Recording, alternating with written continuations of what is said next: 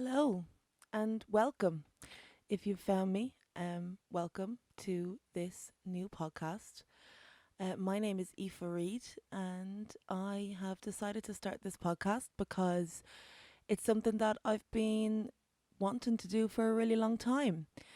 I have wanted to start a podcast for a while, and there's been talk about starting it with other people, and those haven't happened as yet. So I decided that I was sick of waiting. So the idea behind this podcast is I want to tell my story. Um, Basically, I am a former cancer patient. I'm 36 and I was diagnosed with breast cancer 6 years ago. I got through it. I'm hitting my 6 year cancer free mark this year, now actually this month. But while I was going through all of my treatment and my operation and all that stuff, I kept a diary. And that diary initially started out just for myself. And on the recommendation of somebody else in my life, they advised me to maybe try and publish it or put it out there. So I started a blog, and that blog was called The Boob Diaries, as is this podcast. And the Boob Diaries became extremely important to me, but also pretty popular. I think at one point I was getting 11,000 hits on a regular basis on the website, should I say? And it was all going really, really well, and that was great, and it really, really helped me. It was a very cathartic experience, and I got really, really positive feedback for it at the time. Um, and then of course my treatment took over, and I got sicker, and it was harder to keep everything updated. So afterwards, a couple of years later, I decided that you know recovery over or potentially over, I was going to try and turn it into a book. So I rewrote the thing as a book. Now it's still in diary form, but it's much meatier than it was originally on the blog. And I was trying to get it published, and I had some interest and I had no interest, and some places got back to me saying that they would be interested in it. Others got back saying that they weren't. Some people said it was the right time, it wasn't the right time for it. There was a lot of that kind of thing, and it's one of those things that I actually think it's important that it's out there in the world, because I think it's something that people need to hear about and need to know that they're not alone in. And it was very important to me at the time to make sure that people understood that all the stuff and all the quirks that go along with a cancer diagnosis are not just specifically affecting you, that other people have gone through this as well, that it's not just, you're not alone in it. It's not just a solitary experience, or at least it doesn't have to be. Um, and I was thinking about it, and thinking about other podcasts that I want to do, and I kind of thought this would be a great one to do if I did the podcast and called it the Boob Diaries. And what had held me back before from doing one on my own was the interest in solo podcasts. So, I mean, I know personally the majority of podcasts that I would listen to have at least two hosts. And I was kind of daunted at the idea of doing it by myself, because I kind of figured, how much are people going to listen to one person just talking for a half an hour, 45 minutes, or whatever it may be. But then I realized that's what a book on tape is. So, if you look at Audible, it's just one person reading out a story.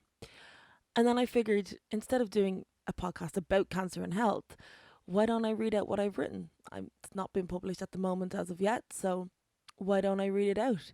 So that is what I'm going to do with this. Each episode is going to have me reading a section of the book that I've written in diary form, which is the Boob Diary. So it's part podcast, part Audible, I suppose. Um, I will explain a little bit about it at first before I go into reading it. Maybe have a little talk about it at the end as well, or talk about how stuff affected me, or if things have changed since, if I know about anything that's changed in terms of treatment, or other stuff like that. I'll obviously talk about that as well, maybe at the end of each section.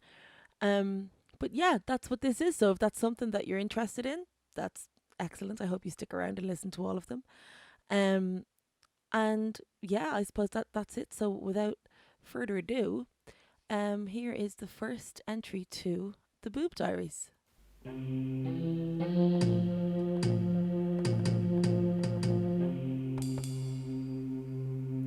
All right. So I'm going to read it out as it was written, or as it is written. So like I said, this is going to be pretty much treated like a book on tape or an Audible file. So I began keeping the diary pretty soon. Before even diagnosis happened, I had begun to keep the diary. Um, I was scared and I started to write basically, which is kind of what I do. I write when I'm scared, I write when I'm freaked out, I write when I've got a lot going on in my head. So I had started to already keep the diary just for myself. It was only really after the diagnosis that we decided that like it might be a good idea to put it out there or get it online because, you know, it might help people. So the first part of it, you know, as we're going through it, we don't know how it's gonna. I didn't know how it was gonna turn out at the time. So, and there's probably some not wrong information, but misinformation at the very beginning of it. But it is corrected during the course of the story. So, you know, if you do hear something that you know might not be true or might be kind of wrong, just give it a minute and wait and see what happens because it's probably corrected. So, I'm just gonna go ahead and start reading it to you. I'll start with the introduction and just work my way through. So here we go. Here is part one of the Boob Diaries, which I also had decided to call How My Boobs Tried to Kill Me and Other Stories by Aoife Read. So, introduction.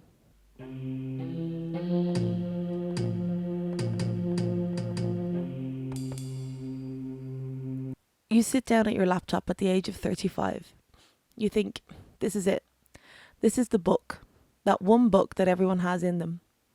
As a writer, you've been building towards this your whole life. You think, this is the beginning of my magnum opus. You think all these amazing things, the possibilities, where it's going to take you, what it's going to mean to you. What you would never have expected, though, is that the book you're about to sit down and put together will be the story of your battle with breast cancer. And that's what this is. So let's begin. Hi, I'm Aoife. I'm 35, and I'm a breast cancer survivor. I'm also the person that skips through the introduction of books if they look like they might be too long, so I'm not going to write a 15,000 word intro. I'll be keeping it relatively short and snappy. I can practically hear the collective sigh of relief.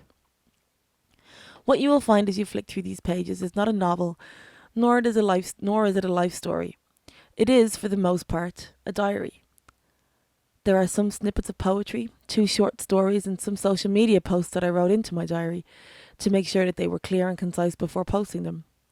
As a writer, I've always dealt with things by writing them down. I have always journaled. From the age of about 12 until now, I just sit in my room and write it all down. I write until my back is cramped up and my wrists and fingers throb. From November 2013, when my grandmother passed away and her funeral happened to land on the same day as my 30th birthday, right up until January 2015, my life became a tumultuous shitstorm. During this time, from finding the lump right through to being told I was cancer-free, I kept an online blog. That blog was called The Boob Diaries. At the time, it garnered over 13,000 followers and had wonderful feedback from the online community. It is that feedback that prompted me to put it together along with some of my other works as a book. While I kept the Boob Diaries, which were essentially what I had written in my journal transferred to the blog, I also continued to write poetry. I've included them here, placed appropriately within my cancer journey timeline. I feel that this provides a complete account of my battle, struggle and emergence from one of the darkest hours of my life. After the point in which my treatment ends, there is a rather large time jump bar a few small journal entries. This is because I was waiting until the run up to the end of my 5-year remission period to finish what the Big C had started. That time has come. So, there will be a big time jump of 4.5 years from October 2014 to January 2019. I waited because I couldn't finish a story that really hadn't ended yet, and now, thankfully, it has. So this is not my life story. It's not a biography. You won't find the history of a girl you've never met inside these pages. Rather, it is an account of something that happened to me. Unfortunately, this thing that has happened is a universal truth that far too many people can sympathise and empathise with.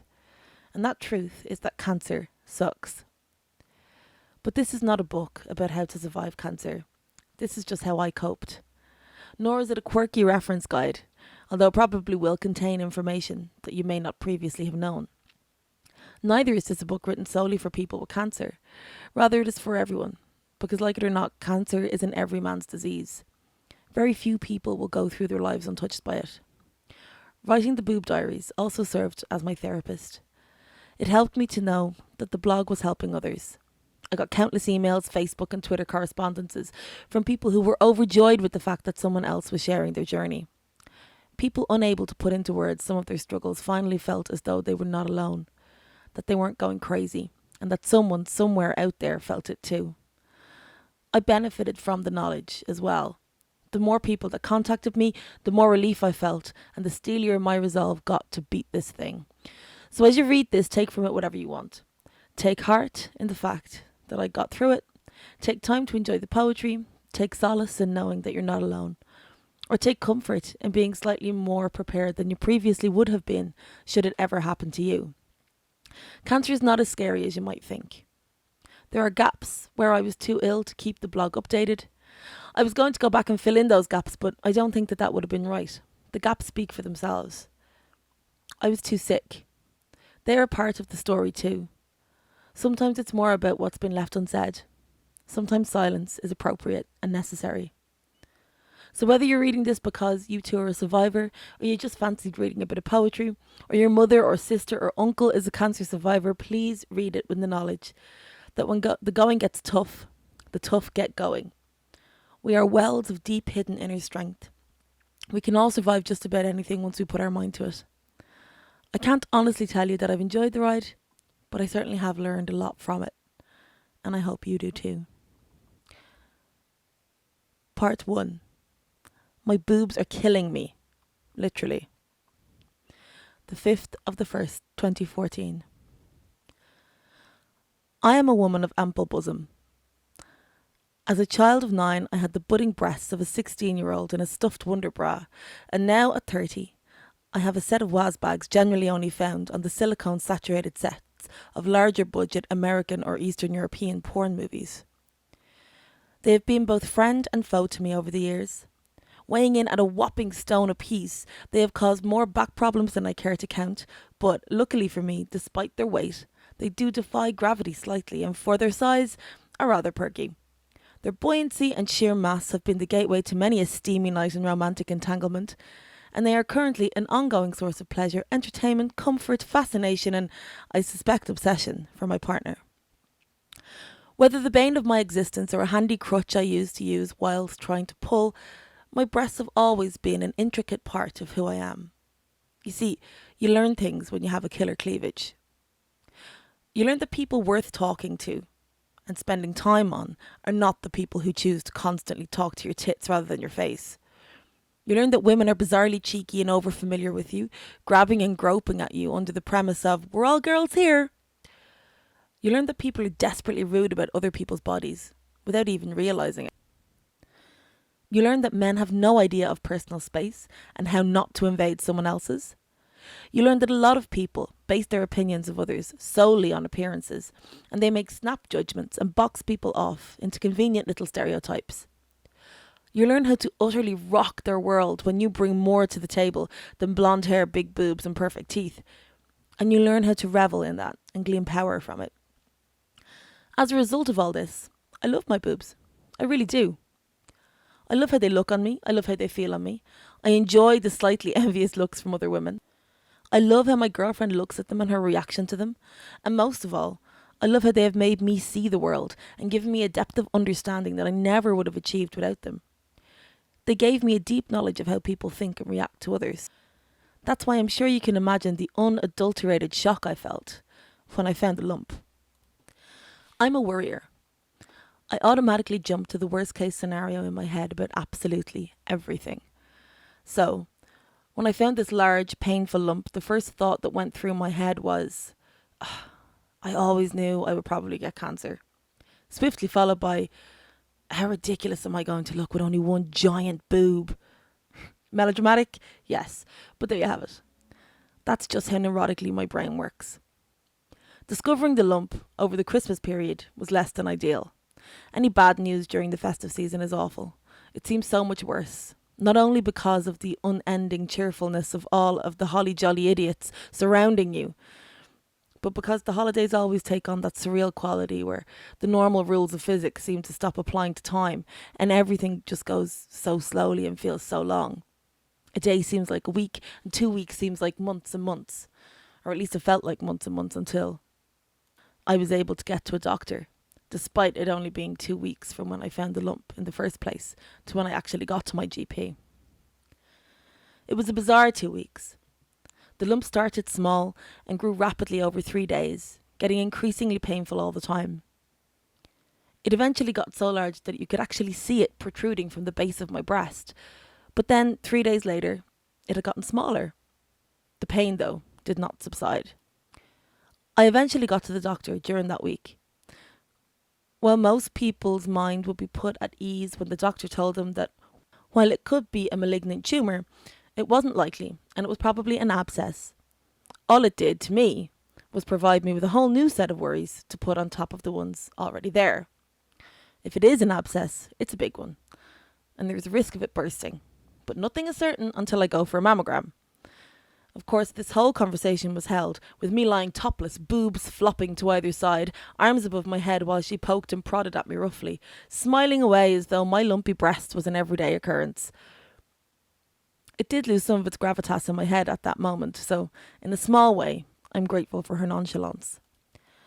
But now I have the problem of having to wait to find out what it is and what's wrong.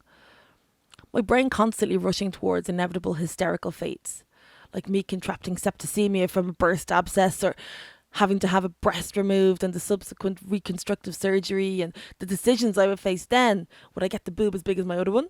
Would I get the new one a bit smaller and make the old one smaller too? With my brain gone into hyperdrive, I feel a little lost and scared and overwhelmed. The Christmas tree is still up and everyone still has that post-holiday afterglow and all I feel is heavy. The wait to know is worse for me than whatever the actual knowledge will be. So here I languish until further notice, the weight of the world on my shoulders and the fate of my 2 stone mammary glands hanging in the balance of cold hospital steel and a stranger's diagnosis. The 8th of the 1st, 2014. The sleepless night before this has rendered me oversensitive. Sitting here in A&E, waiting to be seen by a doctor, I feel so detached from myself. I came here because I still haven't received a letter from the breast clinic to come for a checkup, and the pain of the lump is worsening. So with a letter of referral from my GP, here I am, entering the mire of the waiting room masses and typing this onto my phone just so I'm not sitting here idle. The first and most disconcerting part of the ordeal was the double mirrors on either side of me at the reception desk. It's like they're trying to make you look at yourself. Look at how sick you are, how frail. Look at how everyone else is seeing you. Next there was the weird examination by the triage nurse and Jessica, the over-friendly, overcompensating student nurse. They didn't even ask me to remove my bra. How can you examine a breast with a bra still on? So now I'm sitting in the waiting room, waiting to be seen by a doctor, with my dad in tow, my eyes adjusting to the buzzing strip lights after being in the toilets that are lit by UV lights. That's to stop junkies from finding veins so they can't shoot up, my dad informs me. Everyone around me is sick and tired, and failing as much as I am at health. 20 minutes later. Having been seen by a male doctor, I've been assured that it is a cyst. A large one that I will have to have removed or drained or whatever they do with cysts. Ew. I'm back in the waiting room, waiting on an appointment time to get the procedure done. First off, brought through the sickening masses to a curtained off section, standing up, boobs out, poked and prodded at further. The whole thing is so humiliating. One good thing about Beaumont Hospital, which has surprised me quite a bit, is that they are moving very fast. I've only been here for an hour and 45 minutes, which is not too bad for an A&E visit. A cyst is serious enough, at least one this size is. Still though, at least it's not cancer. Worst fears allayed. It could make me ill and he was surprised that I wasn't ill already with it. Although between pernicious anemia and my general bad health, I probably wouldn't notice if it was making me sick. Sicker than usual. I'm sick of being sick. It seems to be one thing after another lately. Still though, my adrenaline is racing. I feel giddy and lightheaded with nerves, and a weird sense of relief coupled with fear. Now I have to wait again to see what has to be done. I feel like my life is on hold at the moment, taking deep gulps of air in between the fluorescent blinking of waiting room lights. I look forward to it all being over. The 17th of the 1st, 2014. There's something about sitting on the floor of the bathroom with your mother washing your hair because you can't raise your arms over your head that makes you question your mortality a bit. The previous relief I felt after last week's hospital visit, now thoroughly washed away. My appointment to see a consultant in the breast clinic in Beaumont was on Tuesday, January 14th at 10 a.m. While I was a bit nervous, I wasn't too bad because I was under the impression that the lump was a cyst. A misapprehension I was soon to become all too aware of. First of all, let me give you a quick lowdown of what happened to me in the hospital that day.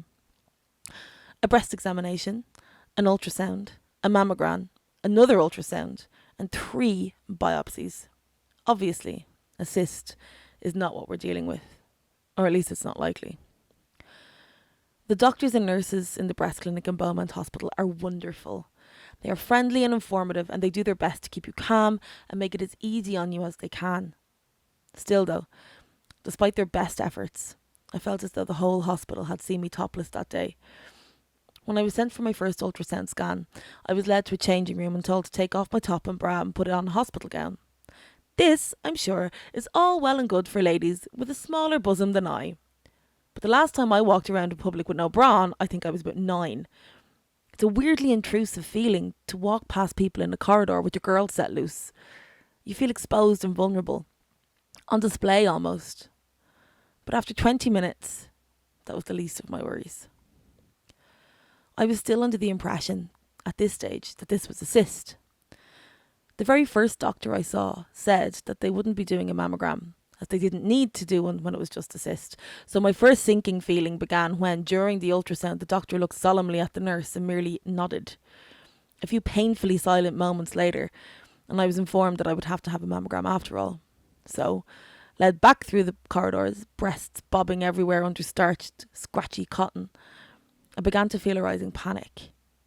It all felt so surreal, like I wasn't really there. I had the mammogram fairly quickly, no real wait. They're an unpleasant experience in and of themselves, but I get the feeling that they are slightly easier on a woman of slightly larger proportions, so I won't complain too much about that part. Then straight after it, I was taken back around for another ultrasound scan. I was told then that I was to have 3 biopsies done. That I would have a numbing injection first, and then the procedure would be performed. I got up to leave, thinking they meant another day, when I was gently pushed back down onto the bed, and my boob was quickly lathered in iodine before I had any opportunity to protest. Of course, this was probably the best way for this to happen. No time to overthink it and back out, which is what I probably would have done if I'd been given any time to think. So while I was being scrubbed with iodine, the doctor was showing me the instrument that they were about to use to perform the procedure and making me listen to the snapping sound that it makes so I didn't jump when it happened for real. Reassuring, this was not. So it's really no surprise that what happened next will go down in the annals of my personal history as one of the most unsettling and unpleasant experiences of my life. When she said numbing injection, I assumed that she meant the whole breast would be numb. She didn't. Only the skin was numb. So I could feel everything that was going on inside me. Now, yet again, the size of them could be to blame for this. Maybe if you have dainty little A cups, your entire breast is numbed. But when you're talking about my gigantic 42k whoppers, one measly little injection simply isn't going to cut it. Due to their size and the position of the lump, they had to open me up more than usual for a biopsy. And they had to dig. That's right. They had to dig inside my boob to get to the lump. It was just horrendous from start to finish. And they not only had to take 1 sample, but 3. You know it's bad when the doctor performing the procedure is apologising to you with every movement she makes and making exclamations like, "Oh, this is so difficult," and "Oh, I just can't get to it," whilst pulling my breast to one side with her free hand and rummaging around roughly with the other. It wasn't easy and it wasn't quick. After I'd gotten over the shock and got my clothes back on, I had to go back to the consultant. I wandered through the hospital led by my mother in a total dream state. So when I went into his office, I felt completely disconcerted by his happy tones and smiling face. Did he not know what I'd just been through? He then sat me down and told me that it doesn't look like a cyst from the scans, and that he couldn't speculate as to what it is, and my results will be back in the same day next week. We'll have a proper chat then and we'll see what's going on. None of this comforted me at all. So now it's Friday, and I feel like I'm in recovery after some sort of accident. The biopsies were more like mini operations. I'm in almost constant pain. I'm not sleeping and I can't even wash my own hair. As I write this, I'm waiting on my girlfriend to arrive at my house and I'm living for it, to be honest. All I want is to be held and told it'll be okay. It has to be okay. Tuesday is looming large. So with this I leave you for now. I am trying not to waste my energy worrying. I'm trying instead to invest it into hope. The 20th of the 1st, 2014. It's the day before I go back to the hospital for the results of the biopsies. And barely a minute goes by that my brain doesn't turn toward cancer. I'm up the wall and I feel completely crazy. It feels like there's a serious disconnect going on in my brain between irrationality and sense. And you can guess which part of the brain is winning. I feel like I haven't slept in weeks. I feel greasy and unwashed. I haven't worn clothes since Tuesday. Well, I mean, I have been clothed. I just have been in pyjamas, not real clothes. I've barely left my bedroom. This is all just seriously getting the better of me. It's really sunny outside and I'm trying to let it rub off on me a little bit. I'm going to have a bath. I'm going to put on a bra. I'm going to get dressed. I'm going to brush my hair. I'm going to pluck my eyebrows. I'm going to. Probably. Problem is that I've been telling myself this since 10 a.m. and it's 12:08 now and I'm still sitting on the side of the bed. I've made a cocoon for myself. Everything is within arm's reach, so I'll never have to leave this spot on the bed. I'm just so scared that I can't cope with anything else other than my fear. It's all consuming at the moment. Even when Frankie was here at the weekend, it felt like a dream. It seemed to go by too fast. And my dreams were really weird. I feel like I'm in a bubble. Tomorrow literally can't come soon enough. Okay, folks. So I think I'm going to stop it there. I think that's an appropriate place to pause the story for now. So that was episode 1 of the Boob Diaries. Short and sweet, I guess. I don't know how long each episode is going to be. Some of them may be longer than this. Some of them may be shorter. I'm not really sure. I suppose it just, when I come to a place where I feel like I should naturally stop reading, well, then that's just what I'm going to do. I hope you enjoyed it. Please let me know if you guys are into it and if you're digging it and if you want me to keep doing it and you want to keep listening. I really hope that you do. I've really enjoyed beginning this with you guys. Could be the beginning of something really cool. Hopefully it will be. So for now, I guess that's it, folks. Peace out.